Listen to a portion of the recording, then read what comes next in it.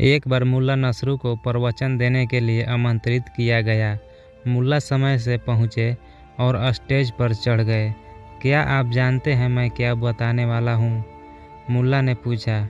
बैठे हुए लोगों ने जवाब दिया, नहीं। यह सुनकर मुल्ला नाराज हो गए। जिन लोगों को ये भी नहीं पता कि मैं क्या बोलने वाला हूँ, मेरी उनके सामने बोलने की कोई इच्छा नहीं है। और ऐसा वह कहकर वो चले गए। उपस्थित लोगों को थोड़ी शर्मिंदगी हुई और उन्होंने अगले दिन फिर से मुल्ला नसरू को बुलावा भेजा। इस बार भी मुल्ला ने वही प्रश्न दोहराया, क्या आप जानते हैं मैं क्या बताने वाला हूँ? कोरस में उत्तर आया, हाँ। बहुत अच्छे, जब आप पहले से ही जानते हैं तो भला दोबारा बताकर मैं आपका समय क्यों बर्बाद करूं? और ऐसा कहते हुए मुल्ला वहां से निकल गए। अब लोग थोड़ा क्रोधित हो उठे और उन्होंने एक बार फिर मुल्ला को आमंत्रित किया। इस बार भी मुल्ला ने वही प्रश्न किया, क्या आप जानते हैं मैं क्या बताने वाला हूँ?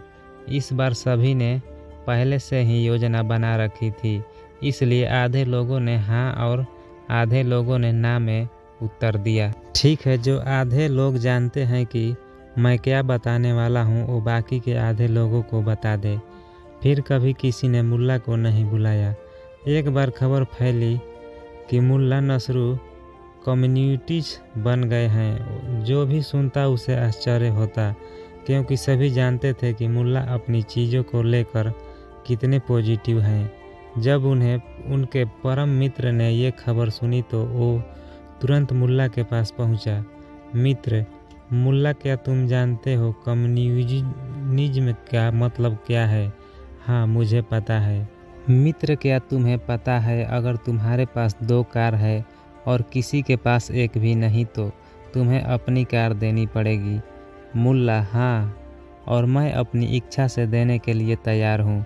मित्र, अगर तुम्हारे पास 2 बंगले हैं और किसी के पास एक भी नहीं तो तुम्हें अपना एक बंगला देना पड़ेगा।